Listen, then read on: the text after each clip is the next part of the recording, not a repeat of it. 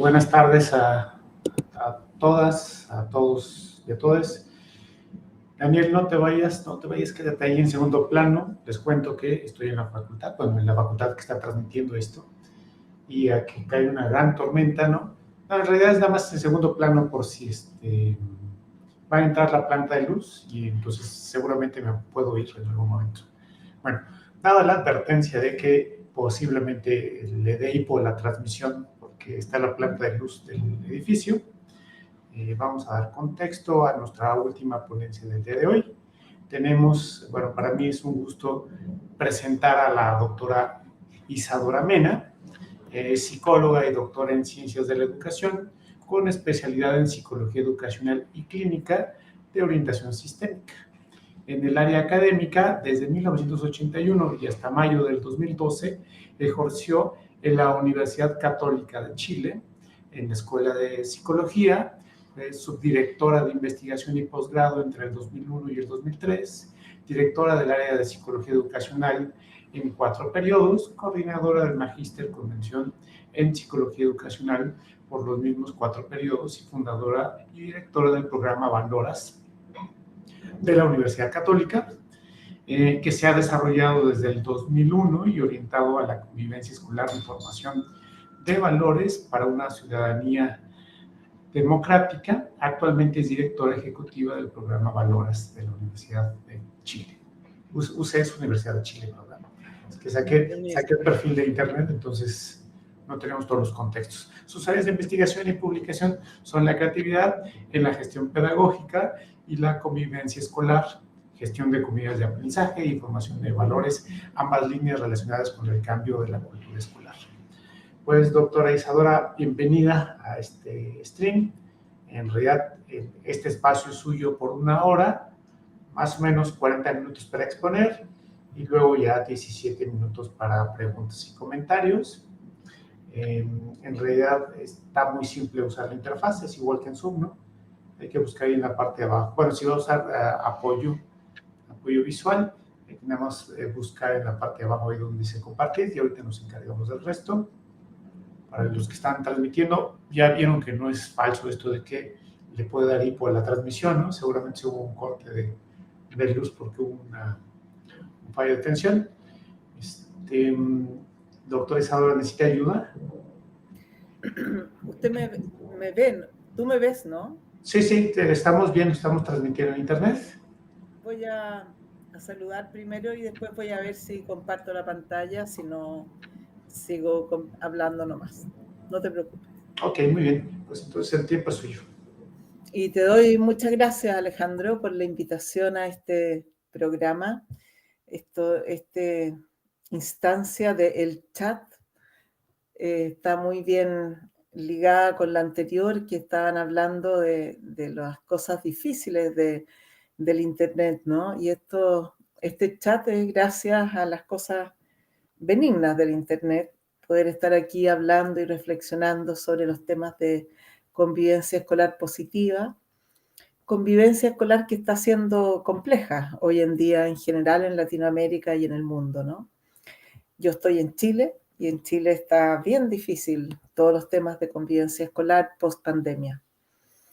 Bueno, por cosas que sabemos, que seguramente ustedes ya han hablado un poco, pero después de la pandemia quedamos con, yo diría, casi 1 año y medio, 2, de retraso en el desarrollo socioemocional, en el convivir con otros, en el respetar a otros, mirar a otros. De hecho, durante muchos años los niños chicos no pudieron ni siquiera mirar la sonrisa, salvo de los de la familia, porque estábamos con mascarilla y con un cierto susto al otro. El otro, hoy día escuchaba a un profesor decir, el otro no lo conocíamos y además el otro era un enemigo porque nos podía contagiar.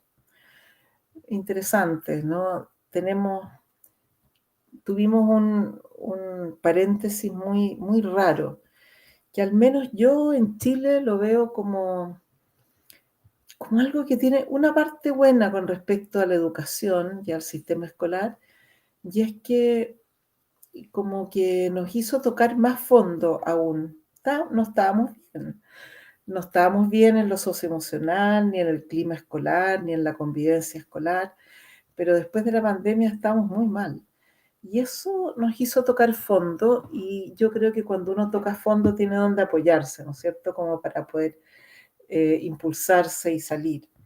Hoy en día en general, y en Chile en particular, que es la realidad que yo más conozco, el tema de la convivencia, del clima, del desarrollo socioemocional se ha puesto sobre la mesa, todos hablan de eso. Antes se hablaba menos, ya se venía hablando, pero se hablaba menos.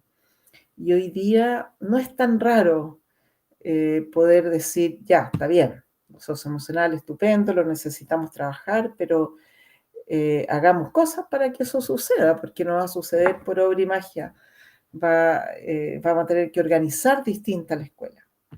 Y con esto quiero introducir un poco el programa donde yo trabajo. Yo fui fundadora y soy actualmente directora ejecutiva de Valoras UC, que es un programa que tiene 23 años ya, para que vayan calculando mi edad, y que está orientado a desarrollar en la escuela ciertos valores y ciertas competencias socioemocionales que permitan que la escuela contribuya al país en 3 áreas que estamos bien complicados en Chile, estoy segura que en Latinoamérica también, que es el respeto al otro como un igual en dignidad, la colaboración versus individualismo, y la vida en democracia, que significa no solamente ir a votar, sino que también poder ser responsables de participación en la construcción del bien común.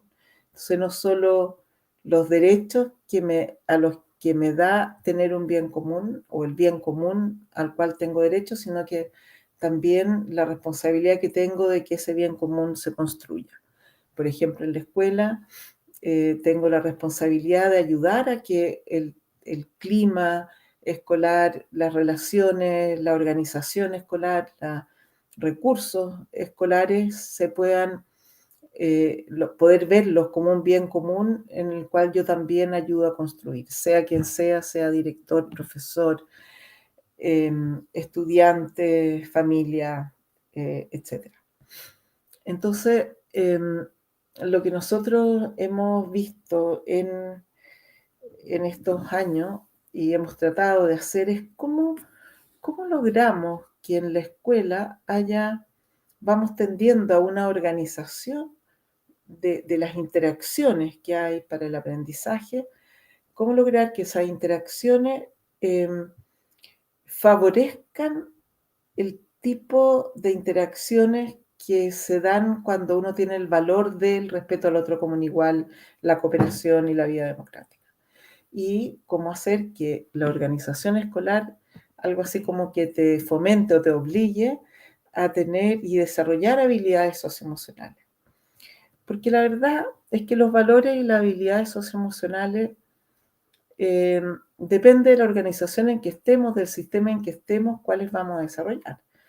Podemos estar en una organización muy competitiva, muy exitista, muy individualista, y por supuesto tener el valor de la colaboración, de que todos somos iguales, que lleguemos todos a la meta, que tenemos un bien común, no son valores. Y las competencias socioemocionales que se requieren para ese tipo de organización son muy distintas. Tengo que, entre otras, no preocuparme de que haya gente que se quede atrás, y eso significa no tener mucha empatía, porque si no me dolería que se quedaran atrás. Entonces, la pregunta es, ¿qué tipo de organización escolar me permite o permite que tengamos interacciones que apunten a esos valores y esas competencias socioemocionales que nos interesan y que son necesarias para poder poner en práctica los valores que comenté? Y entonces valoras en lo que hemos estado es viendo que el tipo de organización comunitaria apunta a los valores y al tipo de interacción que se requiere para llevar a cabo esos valores y desarrollar lo socioemocional. Una interacción comunitaria tiene que ver con ser personas que se conocen, que tienen metas comunes, que tienen acuerdos de convivencia para lograr esas metas comunes y que que cooperan entre sí para lograr el bien común que ellos quisieran tener.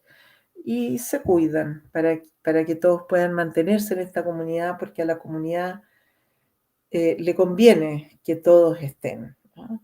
Villoro, que es un español, un mexicano muy importante que ustedes deben conocer, todos los que están aquí mexicanos, decía que la asociación de personas se convierte en una comunidad cuando el bien común se transforma, perdón, cuando el bien individual es el mismo que el bien común. O sea, lo que a todos nos interesa también es interesante para mí, es valioso para mí. Por supuesto, en ninguna comunidad todo lo que es valioso para mí va a ser valioso para el resto, pero por lo menos hay algo que es lo que me hace adherir a esa comunidad, que es valioso para mí y para la comunidad también. Y por eso me interesa estar ahí. Entonces, lo que hemos hecho en Valora es como generar estrategias para poder ayudar tanto a nivel de los docentes como a nivel del curso y también con la familia a armar una organización comunitaria. Y lo que yo les quiero contar hoy día, muy brevemente, es quiero poner el foco en la comunidad de curso, que es la que gestiona el profesor, pero también con la anuencia y con el contexto que le permite la institución escolar y por lo tanto todos los que tienen una función directiva. Voy a ver si puedo compartir pantalla y si no se los cuento sin pantalla, que no hay problema.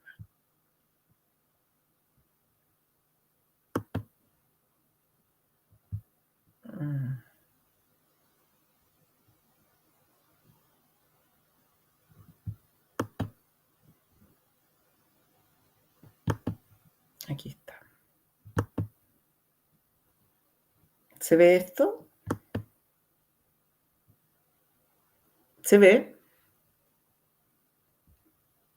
Necesito saber si se ve, si alguien me lo... Sí, se está viendo. ¿Se ve? Sí, lo vemos claramente. Ah, perfecto. Muy bien. Voy a plantear algunas cosas. El clima de aula está... en el clima de aula podemos mirar y distinguir varias capas y varias capas que hay que gestionar como docentes, ¿no? Y la primera de la primera, antes de la primera, está el vínculo pedagógico. Todas las investigaciones han mostrado que cuando hay un vínculo del profesor o profesora con los alumnos que es positivo, aumenta fuertemente la motivación por estar ahí y las probabilidades de que sigan la propuesta pedagógica del profesor. Voy a hablar enseguida un poco más del vínculo pedagógico. Lo otro es una primera capa, que es esta que está indicando la flecha, que es que tenemos que organizar el curso. No basta con decirle tratémonos bien. Hay que generar metodologías para conocerse, para tener confianza y para participar. Se ha visto que las personas que se conocen tienen mucho menos probabilidad de agredirse entre sí. Y eso, a propósito de bullying, que estaba hablando el expositor anterior, es bien importante. O sea, una estrategia para disminuir la violencia es ayudar a que se conozcan, y eso puede ser en cualquier momento. En Chile se está usando mucho 15 minutos al iniciar todos los días, un momento para conocer en qué están, cómo ha sido el día anterior, qué es lo que... y conocerse entre ellos. Nosotros como Valora sugerimos un montón de metodologías que no voy a poder ver ahora, que permiten conocerse como en forma rápida, bien y relacionadas con la asignatura. Pero conocerse y gestionar que los alumnos se conozcan es fundamental. Y no el primer día, sino que durante todo el año, ¿no? Y conocerse en distintas dimensiones.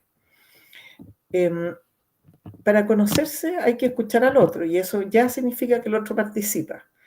La participación se ha visto que, bueno, es consustancial a conocerse, pero además se ha visto que cuando las metodologías desarrollan más la participación y los estudiantes se atreven a participar con confianza, aumenta mucho la probabilidad nuevamente de motivación, y la motivación disminuye en las ganas de agredir a otros.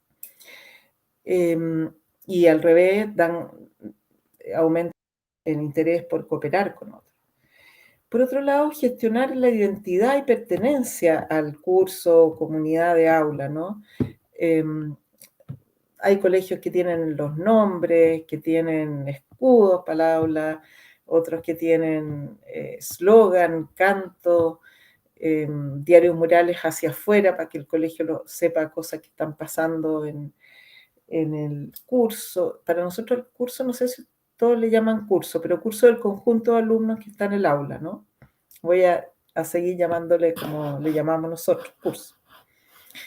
Por otro lado, hay que organizar el que hayan metas de curso. Nosotros proponemos como meta y tenemos toda una estrategia para poder desarrollar esa meta en la página de valoras.uc.cl, que se las recomiendo, que tiene hartas herramientas y que se pueden descargar. Tenemos todo un sistema para poder lograr acordar que el curso tenga como meta que todos aprendan y todos se sientan bien tratados. Esa es como la meta. Pero para eso tenemos que tener ciertos acuerdos normativos, o sea, acuerdos de convivencia o normativos que permitan llegar a esa meta. Y eso significa ver qué necesidad tenemos, cómo convertir esas necesidades en normas y ponerle el sentido de esas normas y ver qué transgrediría esas normas y qué consecuencias de reparación de daño habría. O sea, necesitamos un sistema normativo. Y por otro lado, necesitamos ciertas rutinas y cierta formación para que eso ocurra, digamos, esa disciplina en el fondo. También necesitamos gestionar como profesores el desarrollo socioemocional de los estudiantes, que es lo que se requiere para poder convivir con otros, y roles y funciones que se requieren en el curso para que colaboren, nadie se quede atrás, no haya gente sola en los recreos, distinguir mucho cuando alguien está violentando a otro, o maltratando, aunque sea muy leve, preocuparse del orden, en fin, roles y funciones. Todo esto hay que gestionarlo, porque si uno dice, oh, hay mucho cabo en la casa, en la sala, o no hay motivación suficiente, o hay mucho bullying, lo primero que hay que preguntarse, bueno, ¿y organizó el curso como una comunidad colaborativa? Porque si no lo organizó, obvio que va a haber una tendencia importante a reproducir lo que hay en la sociedad, que no estamos viviendo en sociedades muy colaborativas ni comunitarias, pero además va a tender a reproducir lo que se hace cuando uno no está educado y en un contexto organizado. Una segunda capa es la gestión que hace el profesor del curso en situaciones más complejas, pero también más complejas en el sentido de que pierden la atención, están un poco más cansados, hay una crisis, una desregulación de un estudiante, cualquier cosa, todas las cosas que significan la gestión del aula, y ahí uno va adquiriendo una cierta maestría para poder lograr hacer bien esta gestión. Pero si uno no sabe hacer eso, cuando yo voy a observar profesores, los que saben más gestionar el aula, el curso funciona súper bien, pero el mismo curso, los mismos estudiantes con un profesor que no sabe gestionar bien el aula, bueno, queda un caos, ¿no? Es imposible que no haya, o sea, hay que tener un buen director de orquesta cuando hay 40, hasta 45 alumnos tenemos en Chile. Después está el tema de las metodologías. Las metodologías, se ha visto que las metodologías que inducen a trabajo de pares son lejos las que más motivan y los más motivados. Bueno, además desarrollan lo socioemocional, pero también se sabe que mientras más motivados están, mejor clima de aula hay. Y finalmente está el tema de cómo manejar a estudiantes especialmente complejos, desafiantes o que se desregulan porque están con problemas importantes, ya sea de salud mental o de conflictos importantes en su familia. Y también niños que tienen necesidades educativas especiales, como ahora en Chile hay mucha focalización en los niños del espectro autista. De hecho, salió una ley, la ley TEA se llama. Hay una preocupación importante. Y finalmente, también hay que gestionar la familia. No sé cómo será en otros países. En Chile muchos colegios dicen que están con más problemas con la familia que con los estudiantes, que también vivieron la pandemia, también están asustados, están como complicados con todo lo que ocurrió a ellos también, y ellos súper poco educados también, llegan muy desregulados a la escuela, demandan, no se comunican, y por supuesto tienen una actitud nada de comunitaria en general con respecto de sus hijos. O sea, sus hijos tienen que tener éxito, pero no tratar de que sus hijos ayuden a que haya una comunidad de aula. Entonces, siendo el vínculo lo más importante, una cosa muy breve sobre vínculo: el vínculo significa repetir muchas veces 4 pasos, que es ver al otro, satisfacer sus necesidades particulares, que en este caso son pedagógicas, ya sea cognitivas, académicas, socioemocionales. Cuando está bien satisfecho, digamos, es dejarle explorar y darle autonomía para explorar, dependiendo del resultado de esa exploración y de ese trabajo más autónomo, reaccionar frente al éxito, mostrándolo, aplaudiéndolo, alabándolo, pero también cuando hay error, también mostrárselo, pero en ninguno de los dos casos se pierde el afecto, que es lo que Rogers llamaba el afecto incondicional. Este círculo repetido una y otra, es círculo porque después de reaccionar frente al éxito y a los errores, hay que volver a verlo, satisfacer la necesidad de dejar explorar, y esto una y mil veces. Este círculo virtuoso del vínculo, lean a Winnicott, el primero, el padre de este cuento.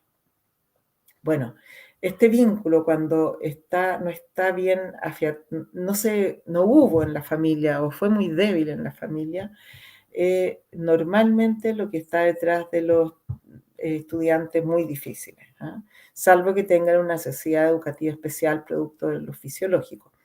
Pero si no, normalmente hay un problema en el vínculo. Ahora, los estudiantes más complejos realmente no han tenido el vínculo primario, y la segunda alternativa que tienen básicamente un profesor o el colegio. Como es muy difícil trabajar con estos chicos, se requiere al colegio, no solo a un profesor, porque es muy, muy fuerte. Son chicos muy desafiantes, muy desregulados, que fácilmente, aunque se hagan muchas cosas por ellos, no siempre resultan y vuelven a desafiar y da la impresión de que no se avanza nada. La verdad es que sí se está avanzando, pero se demora en notarse esto. Bueno, pero este vínculo es fundamental. Y después está la organización del curso, y lo primero es conocerse y tener confianza y participar. Ya les comenté que hay actividades chiquititas. Nosotros tenemos una que se llama 1+1, que es lo más sencilla que hay, y en que cada cierto rato, o en la asignatura, a veces al inicio, al final, en la mitad, se pide que se formen parejas. Uno nombra uno, el otro dos, y entonces uno le pide al uno que hable durante 1 minuto, no más y no menos, sobre un tema que uno le da, el otro solo escucha, y después uno le da otro tema, no el mismo, al número 2, y el número 2 habla y el otro solo escucha. Y esto se puede hacer con cosas del tipo, voy a poner ejemplos que nosotros usamos mucho, como qué sé yo, estoy en profesor de música, el primero habla durante 1 minuto qué tipo de música se escuchan en su casa y cuáles le gustan y cuáles no. Y el otro solo escucha. Después el 2, uno le puede preguntar cuáles son las músicas que a él le han gustado en distintas épocas de su vida. Estoy hablando de chicos de secundaria, por ejemplo. U otra pregunta sobre música, o en geografía, en qué sectores del país tiene parientes y cómo se llaman esos sectores, cuáles son las actividades económicas de su familia, a ver si cosas de ese tipo que permitan después que el profesor, por un lado, se conocen ellos, ¿no? Lo que les pasa con la música, dónde viven, si les gusta más ciertas zonas geográficas que otras, en fin. Se conocen, pero además empiezan y se meten en la materia, en la asignatura, y el profesor puede arrancar basándose en estas conversaciones, por ejemplo, los tipos de música que se hablan en su familia, y puedo ir viendo distintos tipos de música, épocas, ritmos, etc. Después está el tema que yo les comentaba de poner metas y acuerdos normativos. Ahí está todo lo que se refiere al enfoque de disciplina formativa, que fundamentalmente está basada en enfoque de justicia restaurativa, en el caso nuestro, y que, como decía, parte con una serie de pasos que están en la página de Valora, para ir construyendo cuáles son las normas, su sentido y las consecuencias a la transgresión. Después de hacer esto que se hace con los estudiantes, es importante difundirlo y después gestionar la disciplina cuando hay transgresiones. Y esto fundamentalmente, el enfoque formativo implica un diálogo formativo, que es un diálogo para entender la situación, no para darle a entender al estudiante, no es un sermón, es un diálogo reflexivo sobre esa situación, cuáles son las consecuencias que tiene para las distintas personas la situación de conflicto que hubo, las alternativas que pueden haber de reparar el daño cuando ha habido daño. Y también identificación de otras medidas de apoyo que a veces se requieren con los estudiantes y, bueno, aplicar la consecuencia de reparación de daño que ya se había acordado. Esto, o sea, nosotros damos muchos talleres de enfoque de disciplina formativa y de cómo se hace, pero es largo, yo aquí solamente lo estoy enunciando. Pero habíamos hablado también de rutinas preventivas, de que sucedan todas estas transgresiones y todas las complicaciones que hay en la gestión de un curso. Y aquí es importante saber rutinas concretas de cómo se llega a la clase, cómo se inicia, cómo se genera silencio, rutinas concretas para generar silencio, como rutinas para regular el volumen de la conversación. Hay una profesora que contaba la semana pasada en un taller que ella tenía, siempre ponía música cuando estaban trabajando los estudiantes, y que les decía que cuando alguien no podía escuchar la música, que estaba despacito, tenía que levantar la mano para que todos se acordaran de hacer silencio, porque si no se escuchaba es porque ya el ruido era mucho. En fin, hay distintas técnicas, los profesores han ido descubriendo distintas. ¿Cómo se hace para ir al baño? ¿Cómo se hace para entrar después del recreo cuando están todos los estudiantes como agotados? Hay colegios que hacen un ritual de respiración después de cada recreo. ¿Cómo se hace rituales para favorecer la concentración? Los estudiantes se desconcentran después de un rato concentrado y hay que volver a concentrarlo en una sola cosa para poder seguir en el curso. Siempre yo explico que la desconcentración no es que estén desconcentrados, que están concentrados en otra cosa. Entonces hay que sacarlos de la concentración en otra cosa y volver a concentrarlo en algo común para de ahí llevarlos al trabajo en que estaban. Rutinas para cambiar de actividad, rutinas para ordenar los materiales, limpiar los puestos, la sala, etc. Acuérdense que estamos hablando de organizar el curso para que haya buen clima. Sin organizarlo no va a haber. Y bueno, después está el desarrollo socioemocional. nadie puede convivir en comunidad si no sabe quién es, quién es el otro, cómo conocerlo, cómo conversar, cómo trabajar en equipo, etc. Entonces hay que ir desarrollando las habilidades socioemocionales en distintos momentos. Nosotros en Valora usamos mucho en Chile, hay un espacio que se llama de orientación, que es un espacio curricular, y hay otro espacio que es de consejo de curso, que también es un espacio curricular, que se puede usar para este tipo de cosas. Pero también trabajamos mucho una cosa que se llama metodologías multiobjetivo, en que se trata de actividades durante la clase de asignatura, metodologías que permiten desarrollar lo socioemocional sin ni decir que uno lo está desarrollando. Ahora, ¿de qué estamos hablando cuando hablamos de lo socioemocional? Nosotros lo dividimos, es una división que la usan muchos autores y combinamos un poquito en 5 grandes bloques, dimensiones, que es la comprensión de sí mismo, donde están muchas competencias como reconocimiento de emociones, conocerse a uno mismo, los valores, habilidades, valorarse, etc.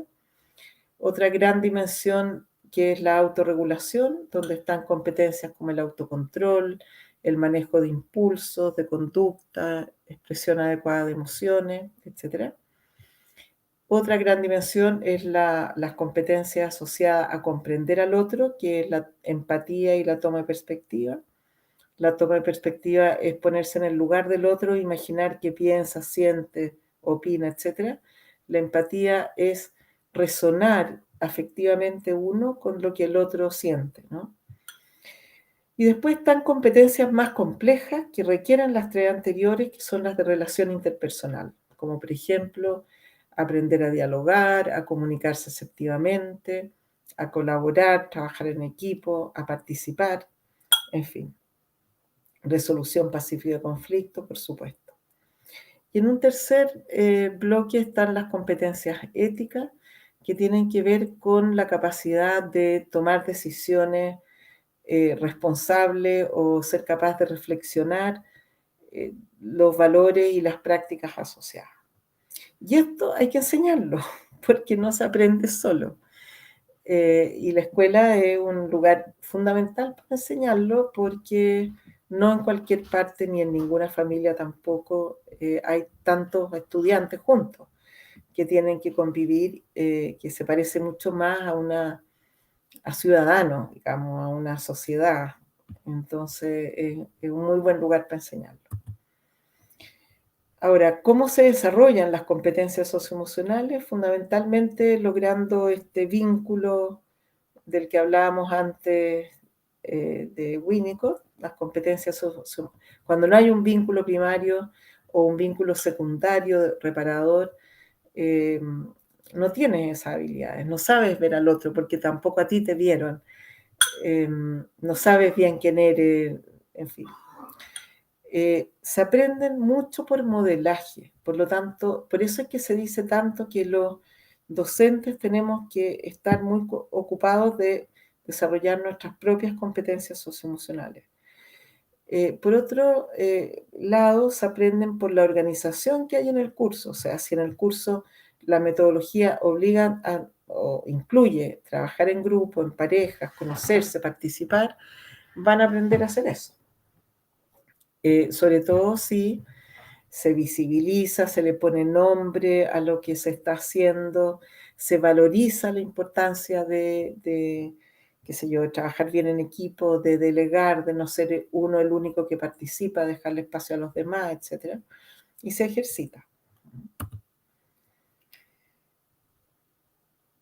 Por último, está dentro de la organización del curso los roles y funciones, y esto tiene que ver con poder distribuir roles. En Chile siempre se hace que es el jefe de curso, el secretario y el tesorero, lo que encuentro que no es muy útil a la conformación de curso. Mucho mejor que se organicen para ver cómo pueden abordar temas de colaborar con los que ya están, o sea, una organización y un sistema y alguien o un grupo encargado de colaborar con los que se están quedando más atrás, con los que están más solos, con los que tienen problemas de integración social, en fin. Con respecto a los estudiantes complejos, no me voy a referir a todos en profundidad, pero con respecto a los estudiantes complejos, el enfoque que nosotros le damos es, primero, ellos especialmente requieren una reparación del vínculo y desarrollo de competencias socioemocionales. Hay que preocuparse especialmente de eso de ellos. Se sabe que el vínculo de profesores, como dije, es un vínculo reparador. Pero por otro lado, nosotros abordamos el curso como una comunidad casi terapéutica de apoyo, como que no es el niño individual el problema. El niño efectivamente tiene problemas, hay cosas que vienen de la familia sin duda, pero está en un curso donde conforma un sistema, un nuevo sistema, que los chicos van a tratar, donde los chicos van a tratar de reproducir lo que vivía en el sistema familiar, pero nosotros podemos organizar el curso para que el sistema curso, el grupo curso, ayude a que la interacción de ese estudiante no sea la misma que en su familia. Y entonces, parecido como hablaba el expositor anterior, es necesario que en violencia es necesario preocuparse de los observadores casi más que del víctima y del victimario, porque los observadores son los que pueden ayudar a que cese esto. Aquí se trabaja harto con el resto del curso que puede ayudar a los estudiantes o al... Perdón, pero cuando me resfrío me da un poco de tos. ¿Cómo el resto del curso puede ayudar a eso, a esos estudiantes o a ese grupo de estudiantes a que lo hagan de una manera distinta, interactúen de una manera distinta? Y eso es toda una gestión. La idea es que los casos más difíciles sean un aprendizaje para el curso y el curso sea un espacio casi terapéutico para ellos. Pero las dos, o sea, que los dos se benefician. Y por supuesto, esto prepara a todos, no solamente a los chicos más complejos, para la resiliencia, ¿no? Y esta es una foto final que está con está bien pixelada, no es muy buena foto, pero que son el tipo de actividades que hacemos y sugerimos y hacen los profesores mucho para trabajar en los cursos. Si se fijan, esa no es una sala que están todos los bancos como hacia atrás, no es una sala estupenda, preparada para hacer una reunión de círculo, pero la verdad es que estas reuniones de círculo ayudan mucho, aunque sean grupos grandes, al estar en círculo y sentados en el suelo, suelen estar mucho más a gusto, ¿no? A ver, no sé por qué.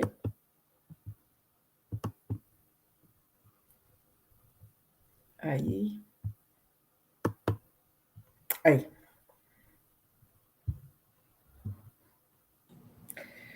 Muy bien. Tenemos 20 minutos para conversar. Muy bien, bueno, pues muchas gracias por los planteamientos iniciales.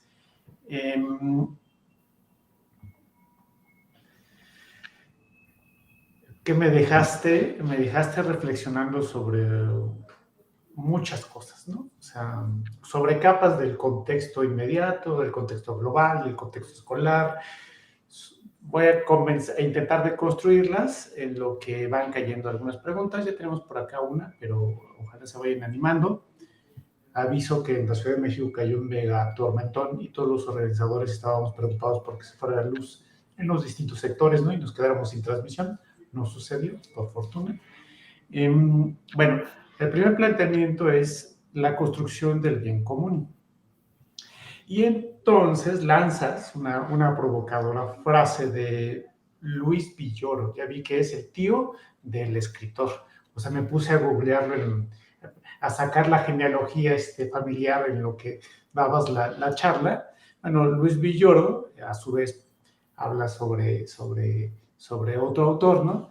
Entonces, esta frase es muy bonita, ¿no? Que es esto de cuando el bien individual se alinea con el bien común, pero la frase me llegó como un ariete, sobre todo en el contexto mexicano, porque estamos pasando como lo pasó Colombia o como lo pasa Venezuela, ¿no? Por un contexto, o sea, es que la frase de Luis Villoro está llena de bien común, pero el problema que tenemos actualmente es que los bienes individuales se han alineado para demoler el bien común. O sea, es colectividad, porque tú decías, pues bueno, lo que hay es una interacción colectiva, pero lo que está sucediendo particularmente en México, seguramente has leído las noticias, ¿no? O sea, de lo que pasa aquí, digamos, como es que hay colectividad, pero para demoler la colectividad. O sea, no sé cómo explicarlo, pero el crimen organizado son grupos de individuos, ¿no? Que hacen colectividad, pero que lo hacen en el sentido contrario de lo que nos has expuesto. O sea, es que me parece paradójico y triste, ¿no? Porque es esto de decir, voy a hacer la primera gran pregunta, porque además esto es muy común en algunos países de Latinoamérica. Yo ya mencionaba otros, ¿no? Como Colombia, que digamos ellos llevan 20 años más que nosotros y nosotros vamos en esa misma espiral ascendente de violencia. ¿Cómo le hacemos, ¿no?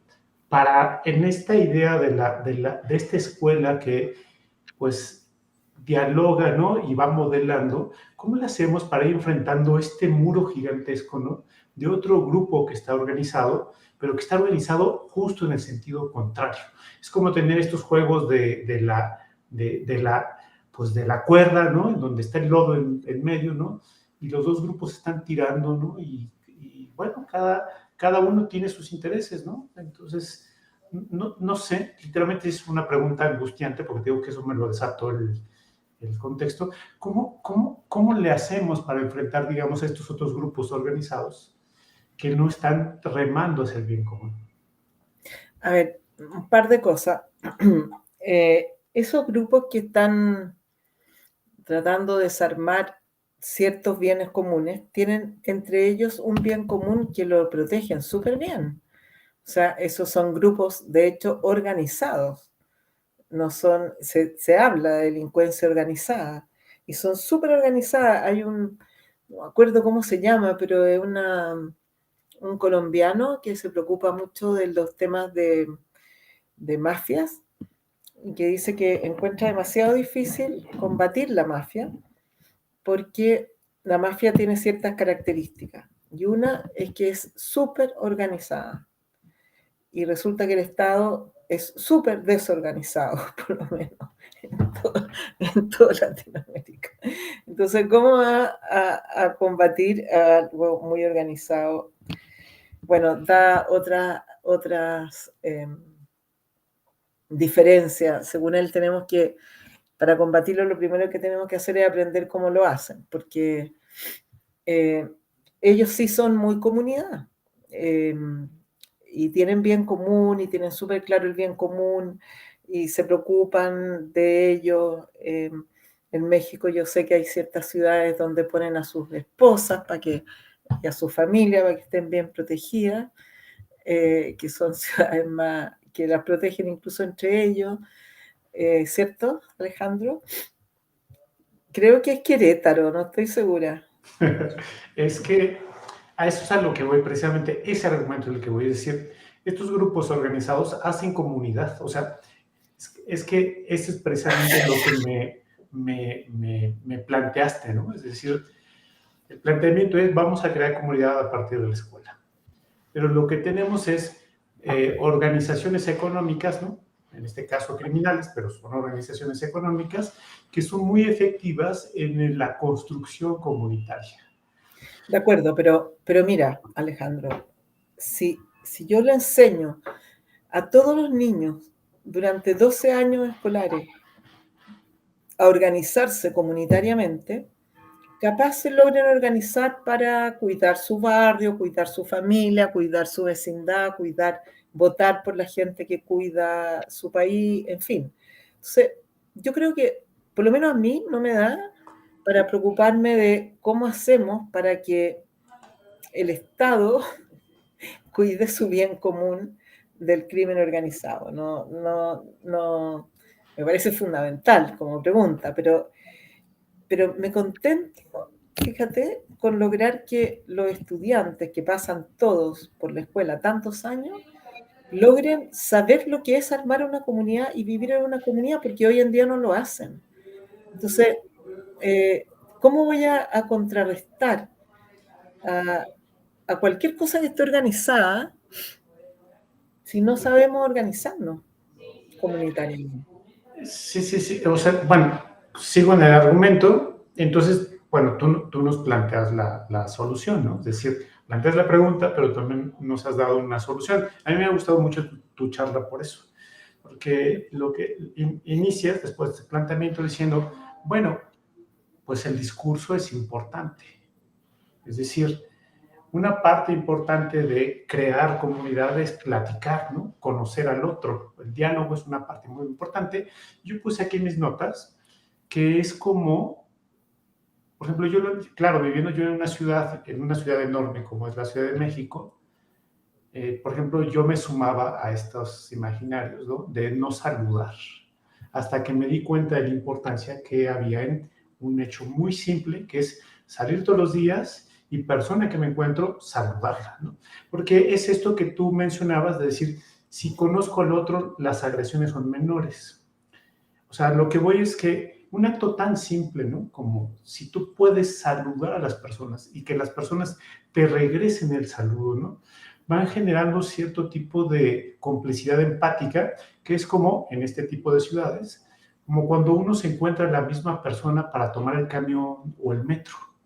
Y cuando uno lo saluda a veces con la vista, a veces verbalmente, ¿no? Y ahí hay cierto tipo de lazos, ¿no? Que cuando sucede un evento extraordinario, pues se teje, ¿no? O sea, es decir, esa persona acude en ayuda de la otra persona. O sea, sí. No, sí, estoy de acuerdo contigo y además pensaba que aparte de saludar uno podría contestar los mails, Alejandro. Que Alejandro me escribía mails y no le contestaba ni uno y estaba como el oro en el alambre, como se dice en Chile, porque no sabía si yo me iba a conectar o no hoy día. Junto con saludar uno podría haber dicho, sí, Alejandro, voy. No, pero estaba leyendo el WhatsApp de la Lorena Flores, que dice que para que se vean modificaciones en los grupos escolares deben pasar varias generaciones. ¿Sabes, Lorena, que afortunadamente no? Porque si pasan varias generaciones ya no vamos a estar en este planeta. Esta cosa está muy complicada. No aguantamos mucho más tiempo la sociedad de la manera como estamos viviendo. No sé cómo nos las vamos a arreglar en muchas áreas, ¿eh? Como las que tú planteabas también, Alejandro, pero, pero si en el colegio no hacemos ciertos cambios potentes ahora, o no vamos a estar en este planeta porque nos vamos a extinguir de temas medioambientales, que en realidad son socioecológicos, o bien se nos van a ir los niños de los colegios porque están muy aburridos. Y además no quieren estar con tanto malestar, si no lo pasan tan bien en malos climas. Entonces yo creo que lo que sí estoy totalmente de acuerdo en lo que tú estás explicando ahora, que es que la constancia tiene que ser fundamental. O sea, yo creo que aquí hay dos cosas: ser súper valientes y decididos y hacerlo contra viento, leyes y marea, desarrollar comunidades de curso, o sea, desarrollar la escuela que queremos, si todos queremos una escuela parecida, eh, y ser muy, muy perseverante. Estoy totalmente de acuerdo. Gracias, Lorena, por poner el tema. Bueno, acá tenemos otra que la pegué. Esta es del Telegram, no está en el flujo web, pero esta la hace Miguel Ángel. Dice, concretamente, ¿cómo se aborda el desafío del alumnado con necesidades educativas especiales para gestionar el clima del aula y promover la aceptación y crear vínculos con sus compañeros? Chamiguel, tengo serios problemas para contestarte porque sería como una clase entera, muy larga. Yo lo único que te puedo decir es que nosotros nos apoyamos en la teoría sistémica para ver cómo logramos un orden del sistema curso que permita que ese personaje sea muy ayudado por varios y tenga es que cada uno de estos estudiantes son un caso distinto, que tienen antecedentes distintos, fisiologías distintas, historias diferentes, y que tenemos que, dependiendo de cada caso, ver cómo articulamos el sistema curso para que lo apoyen, y necesitan distintas cosas.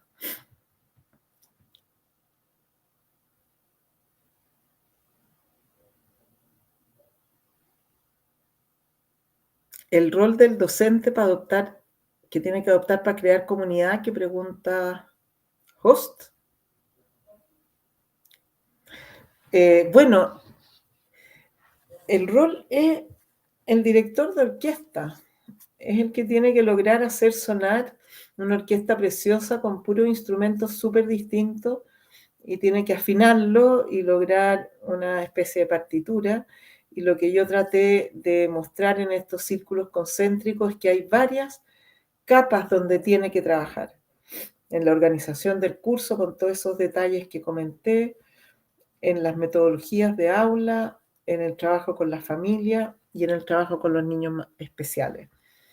Y en la gestión. O sea, es cualquier pega. Si usted quiere preguntarme, es un trabajo muy complejo, muy bonito, y que los profesores hacen bastante bien cuando se les dan las condiciones. Creo que tenemos que cuidar las condiciones de los docentes, tiempo para que se coordinen, tiempo de bienestar. Es muy arduo dirigir una orquesta de curso. Bueno, muy bien. No sé si hay acá algún comentario más. Yo sí tengo otro. Bueno, una conclusión que a mí me ha agradado mucho, que es decir, nos vas planteando, ¿no?, que el discurso es importante, que hay que crear ritos escolares, ¿no? Es decir, momentos específicos para detenerse, para reflexionar, conversar, modelar, pero sobre todo terminaste diciendo hay que modelar, ¿no? Y eso nos lleva al tema de este encuentro. Este encuentro, pues, son las emociones en los espacios digitales, ¿no? O sea, lo que hemos hecho es una curaduría de conferencistas que nos hablan desde distintas ópticas para ver si logramos hacer un borrador, ¿no?, de eso, de la importancia, ¿no?, de lo que es a nosotros como docentes en particular, pues modelar, ¿no?, el uso de las emociones, porque es un tema que normalmente no se aborda en la escuela, es decir, le damos la vuelta porque es muy difícil y es muy complejo, comenzando porque los docentes no tenemos un total dominio, ¿no?, o no nos sentimos en dominio de nuestras propias emociones. Entonces lo vinculamos, o sea, pues no es casualidad que el tema anterior haya sido bullying y que este haya sido el clima, ¿no?, clima escolar, porque decir, bueno, una cosa son las agresiones, pero otra más importante es una escuela proactiva, ¿no?, para ir deteniendo estas agresiones. Entonces, nos quedan 6 minutitos. Yo no sé si quieras hacer algún cierre respecto a esto, ¿no? Es decir, ya nos contaste una receta, pero no sé si quieras cerrar con algo, con algo que quieras recuperar de la charla.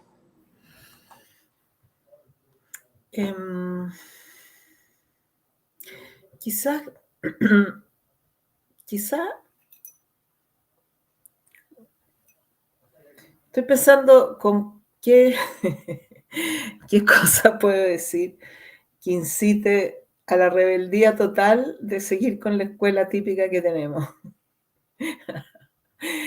Em, yo creo que em, yo creo que estamos viviendo un momento que toda la ciencia dice que es muy complicado para la sustentabilidad de los seres humanos en el planeta. Y nosotros muchas veces nos hemos preguntado en Valora, ¿no deberíamos estar preocupados más bien de los temas medioambientales? Y yo he leído bastante y me gusta mucho todo el enfoque socioecológico, y digo, es que estamos preocupados de los temas medioambientales, porque los temas medioambientales tienen que ver con cómo nos relacionamos los seres humanos con el otro, cómo concebimos a lo otro, a los otros estudiantes, a los otros profesores, a nuestros colegas, a la sociedad, en fin, cómo nos relacionamos con lo otro y también con lo otro que es nuestra madre tierra, digamos. Entonces, cuando nosotros logramos que en el colegio, a través de cómo aprendemos a mirar lo otro con los anteojos de las matemáticas, la geografía, la química, el lenguaje, en fin, del arte, cuando aprendemos a mirar a los otros y a lo otro, si lo logramos, estamos creando una conciencia tan relevante que puede salvarnos. Ahí estoy de acuerdo con Lorena en varias generaciones, no creo que sea en una, pero no puede ser muchas más porque parece que vamos en caída libre, dicen los investigadores. Bueno, y eso lo puede hacer la escuela, no sé quién más lo puede hacer, porque en la escuela están 12 años los niños en edades en que se están armando. Y además yo creo que los profesores son profesionales con mucha vocación social. Entonces, podemos entender este cuento. El problema es que el sistema educacional está hecho para que no podamos hacer las cosas que queremos hacer, por muchas razones. Y porque no lo hemos cambiado, no nos hemos atrevido a cambiarlo, porque uno no se atreve a cambiar lo que siempre ha sido así. Entonces, como nosotros no se nos ocurre, como no se nos ocurriría tener una sala en que no hubieran bancos, y a lo mejor sería bueno, fíjate, que todos trabajáramos en el suelo. Estoy diciendo cualquier tontera, pero me refiero a que como que abramos la mente a que podemos hacer otras cosas. Todo aquello que nos haga contentos a los profesores y a los niños. Y que de pasada aprendamos a poner los lentes de las matemáticas para mirar la geografía y la geografía para mirar la historia. O sea, a mí me encantan las asignaturas. Creo que el colegio, por supuesto, que tiene que enseñarlas, pero para mirar la vida, no para las matemáticas para mirarse a sí misma. Entonces hay que hacer cambios profundos, muy fuertes, y que son entretenidos, y que no nos queda otra que hacerla, y que, como decía un autor que escuché hace poco, que no me acuerdo cómo se llama, estamos viviendo una época histórica maravillosa porque no nos queda otra que hacer cambios. Y bonito haber hecho cambios justo en nuestra generación y un par más. Así que los animo a ser actores de la historia. Tenemos una pregunta más que, bueno, pero es enorme la pregunta. Nada más que me dejaste pensando en que tienes razón, ¿no? La escuela no está atendiendo los problemas serios que tenemos ya, ¿no? Y me quedé pensando en una viñeta que tú tenías, en un disparo, en una idea que tenías en tu diapositiva, que es el respeto, ¿no? Y hay una ética de respeto que no es la del otro humano, sino es la del otro medio ambiente. ¿A qué me refiero? Puede ser, ¿no?, que si lográramos convencer, o sea, nos conviene a todos entender que el medio ambiente tiene personalidad, es decir, tiene una figura como una persona, y que el respeto, o sea, tenerlo presente, actúa en nuestro propio beneficio, ¿no? En fin, o sea, sí, la idea que has lanzado me parece que podría ser la solución a nuestros problemas. Ahora hay que generar colectividad para poderla cristalizar. Pero bueno, te voy a poner la última pregunta y ahora sí ya nos vamos. No, esta no es, espérame. Sí es esta. Dice,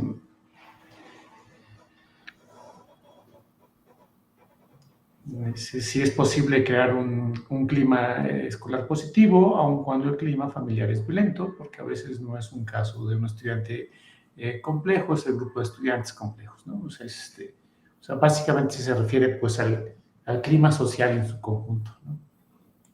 Sí. Mira,